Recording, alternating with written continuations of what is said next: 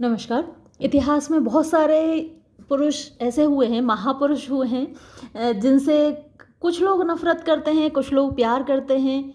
महात्मा गांधी ऐसे ही लोगों में से एक हैं। बहुत सारे लोग इनसे प्यार करते हैं, बहुत सारे लोग इनसे नफ़रत करते हैं। और अभी काफ़ी साल पहले एक फ़िल्म आई थी, लगे रहो मुन्ना भाई, तो उसमें गांधी जी दिखाई देते हैं संजय दत्त को। और कितनी मज़ेदार मूवी थी, सभी देखने गए थे, चाहे वो महात्मा गांधी से प्यार करते हों या नफ़रत करते हों। तो वो हमेशा प्रासंगिक रहते हैं। महात्मा गांधी जैसे लोग हमेशा रेलिवेंट रहते हैं इतिहास में।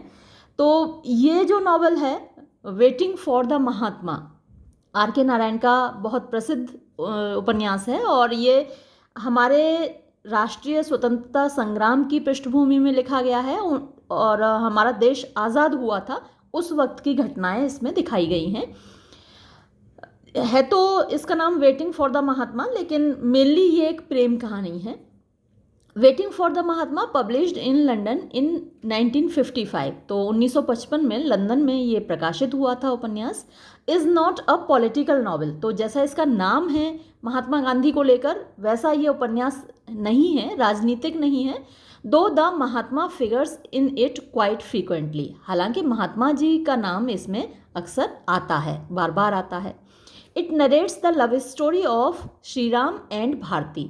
इस उपन्यास में एक प्रेम कहानी है श्री राम और भारती की, against the background of the political life of India, यानी जिसके पीछे पृष्ठभूमि है भारत के राजनीतिक जीवन की, ड्यूरिंग द ईयर्स, उन सालों के दौरान, विच इमीडिएटली प्रिसीडेड, जो कि ठीक पहले के हैं, the independence of the country in 1947, यानी 1947 में देश आज़ाद हुआ, तो उसके जस्ट पहले की घटनाएं इसमें दिखाई गई हैं और कुछ घटनाएं उसके बाद की हैं।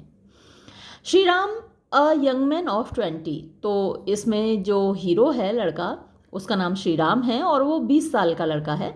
लॉस्ट हिज पेरेंट्स, उसने अपने माता पिता को खो दिया था, एट एन अर्ली एज, या बहुत कम उम्र में। ही वॉज लुक्ड आफ्टर, उसकी देखभाल की गई, बाय हिज ग्रैंड मदर, उसकी दादी माँ के द्वारा, हु डिपॉजिटेड ओवर 38,000 रुपीज़, जिसने 38,000 से ज़्यादा रुपए डिपॉजिट किए थे, जमा किए थे, for her pampered and good for nothing grandson. यानी दादियाँ तो अक्सर अपने नातियों से बहुत प्यार करती हैं, चाहे वो आवारा हों बिल्कुल। तो ये गुड फॉर नथिंग है, यानी आवारा है, किसी काम का नहीं है। तो ऐसे ग्रैंडसन के लिए out of the pension of his father, उसके पिताजी की पेंशन से, तो उसके पिताजी की पेंशन आती थी, जिसमें से 38,000 रुपये दादी माँ ने इस लड़के के लिए जमा कर दिए थे। Bharati is the daughter of a patriot, दूसरी ओर जो भारतीय लड़की है वो एक देशभक्त की बेटी है, who died at the hands of a policeman, जो एक पुलिसमैन के हाथों मारे गए भारती के पिताजी। She was adopted by the local Sevak Sangh, तो उसको अपना लिया गया, उसका पालन पोषण किया गया लोकल सेवक संघ के द्वारा। तो आरएसएस एक पुरानी संस्था रही है। एंड वॉज ब्रॉट अप, और उसका वो पाला गया, एंड एजुकेटेड, और उसको शिक्षित किया गया, on Gandhian principles, Gandhi ji के सिद्धांतों पर। She is a true follower and devotee of Gandhi, वो एक सच्ची फॉलोअर है और डिवोटी भक्त है गांधी जी की। श्री राम मीट्स भारती, श्री राम की मुलाकात भारती से होती है। वन डे, एक दिन, she approaches him for the contribution to the fund, और वो मुलाकात कब होती है कि वो चंदा लेने आती है, चंदा मांगने आती है फंड के लिए, which is being collected for the reception of Mahatma Gandhi in Malgudi. तो जैसा कि आप जानते हैं, आर के नारायण के ज़्यादातर नॉवेल्स मालगुडी में सेट होते हैं। मालगुडी में महात्मा गांधी जी आ रहे हैं, तो उनके रिसेप्शन के लिए, उनके स्वागत के लिए वो लड़की भारती चंदा इकट्ठा कर रही है और वो श्री राम के पास चंदा मांगने आती है। Driven by his love for her, अब भारती से उसको प्यार हो जाता है श्री राम को, तो इस प्यार के वशीभूत होकर he joins Gandhi's group of followers, वो गांधी जी के जो फॉलोअर्स हैं उनके ग्रुप को ज्वाइन कर लेता है, उनके साथ शामिल हो जाता है। कौन? Shri Ram. Of which she is a member, जिसकी कि वो मेंबर है, Bharati. He accompanies Mahatma ji in his tour of poverty stricken villages.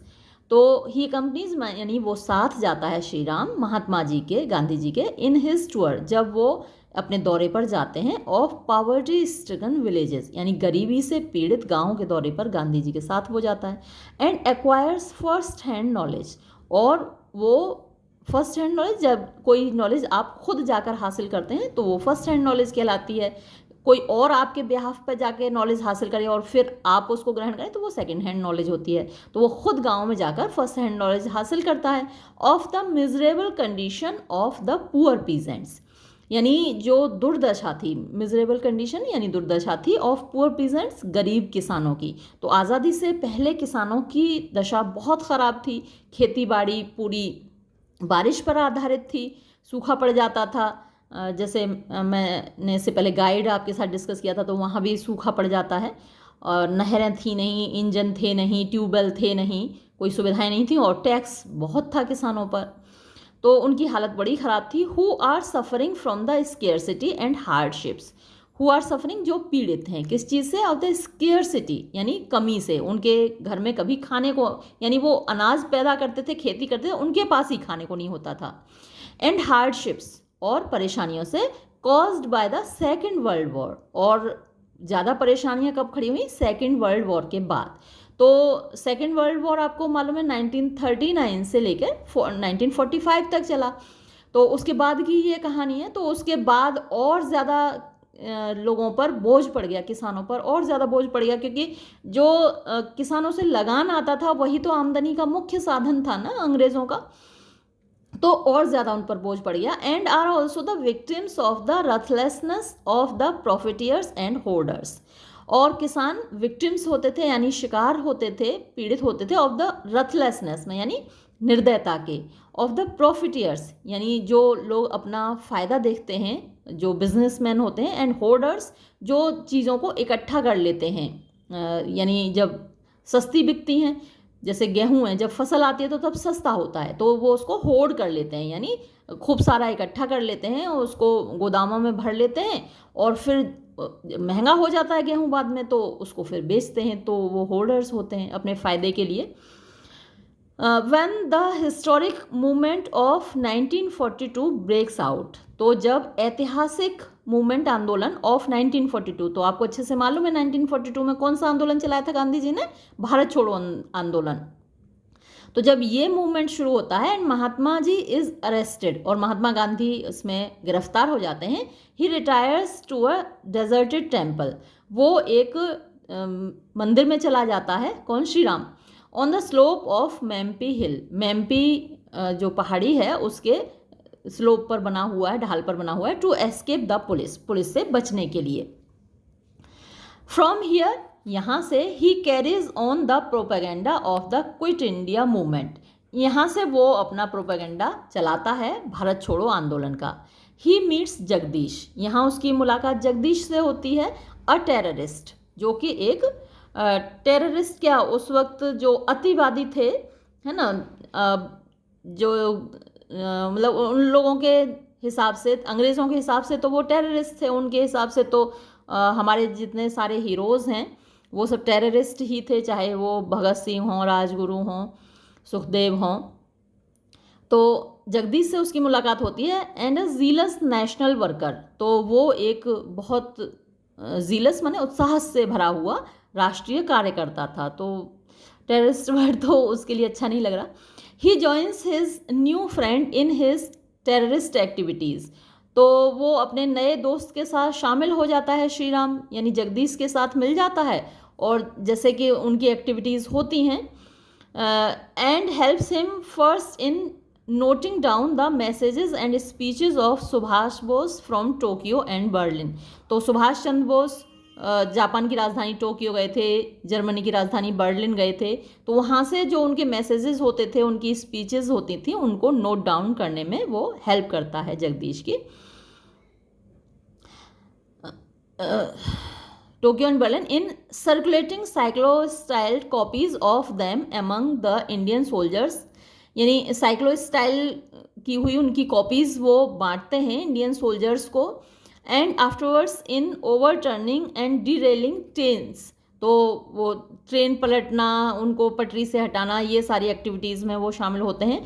Cutting telegraph wires, telegraph के तार काट डालते हैं। Setting fire to the records in law courts, तो लॉ कोर्ट्स में जो रिकॉर्ड्स हैं उनको आग लगा देते हैं। एक्सप्लोडिंग क्रूड बम्स, बम फोड़ देते हैं, देसी बम, क्रूड बम मतलब देसी बम।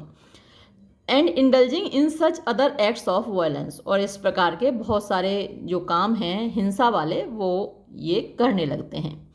The result is he is arrested and sent to jail, और उसका परिणाम ये होता है कि उसको गिरफ्तार कर लिया जाता है और जेल भेज दिया जाता है। तो फॉलोअर गांधी का था, लेकिन बाद में वो इन एक्टिविटीज़ में शामिल हो जाता है तो जेल जाना पड़ता है। On being release from jail after independence, तो जब आज़ादी मिल जाती है तो उस जेल से रिहा हो जाता है, क्योंकि आफ्टर ऑल फ्रीडम फाइटर तो था ही वो। He goes to meet Bharati in Delhi, तो वो दिल्ली में भारती से मिलने जाता है जेल से छूटने के बाद। Where she is staying with Mahatma Gandhi in Birla Bhavan, तो महात्मा गांधी जी बिरला भवन में रहते थे, वहाँ पर उनके साथ भारती रह रही है। आज़ादी के बाद बिरला भवन में थे Mahatma Gandhi ji. He begs her to marry him, तो श्री राम भारती से प्रार्थना करता है कि भाई मुझसे शादी कर लो। When she gives her consent, और भारती भी तैयार हो जाती है क्योंकि इनका प्रेम संबंध तो था ही पहले से, तो वो अपनी कंसेंट दे देती है, सहमति दे देती है। Goes to Mahatma ji for his approval, फिर ये दोनों महात्मा गांधी जी के पास जाते हैं उनकी अप्रूवल लेने के लिए, उनकी कंसेंट लेने के लिए। Mahatma ji approves of their marriage, Mahatma ji उनकी शादी के लिए रजामंद हो जाते हैं। And gives his blessings to them, और उन दोनों को अपना आशीर्वाद देते हैं। इन द बिगिनिंग, शुरू में तो ही प्रोमिसेस, वो वादा करते हैं Mahatma Gandhi ji, to be present on the occasion of their marriage, कि बच्चों मैं तुम्हारी शादी के अवसर पर आऊँगा। But on a mysterious premonition, लेकिन एक रहस्यमयी प्रीमोनिशन उनको होती है। प्रीमोनिशन माने पूर्वाभास होता है। Expresses unwillingness to do so, वो फिर कहते हैं कि बच्चों मैं आ नहीं पाऊँगा तुम्हारी शादी में, है ना, तो अनविलिंगनेस अपनी दिखाते हैं कि बेटा आ नहीं पाऊँगा मैं तुम्हारी शादी में। After a brief talk with Mahatma ji, थोड़ी देर बात करके महात्मा गांधी जी से, Shri Ram and Bharati accompany him to the prayer ground, Shri Ram और भारती उनको लेकर उनकी प्रार्थना सभा की ओर जाते हैं इन बिरला भवन में। एंड विटनेस, और वो साक्षी बनते हैं, अपनी आँखों से देखते हैं द घासली सीन, वो भयानक दृश्य ऑफ हिज मर्डर, जो उनकी हत्या का है, बाय अ मिसगाइडेड यूथ, एक मिसगाइडेड यूथ के द्वारा, यानी नाथूराम गॉडसे के द्वारा। नाथूराम गॉडसे ने उनको उस दिन गोली मार दी। तो ये थी कहानी, यानी उनको पूर्वाभास हो गया कि जैसे उनकी मौत उनके पास आ रही है। यहाँ ये नॉवेल ख़त्म हो जाता है। अब उनकी हत्या सही थी गलत थी, इस पर बहस चलती रहती है। मैंने गांधी को क्यों मारा, है ना, वाई आई किल्ड गांधी। तो इस तरीके की मूवीज़ भी बनी हैं, बहुत जगह उन्होंने, नाथूराम गॉडसे ने ख़ुद को जस्टिफाई किया है, रीज़न्स बताए हैं कि उन्होंने क्यों हत्या की, है ना। तो लेकिन गांधी के चाहने वाले कभी भी नाथूराम गॉडसे को माफ़ नहीं करते। तो अपनी अपनी विचारधाराएं हैं, अपनी अपनी आइडियोलॉजीज़ हैं। हम इसमें ज़्यादा अभी टिप्पणी नहीं कर रहे हैं। हम वीडियो यहीं समाप्त करते हैं। धन्यवाद।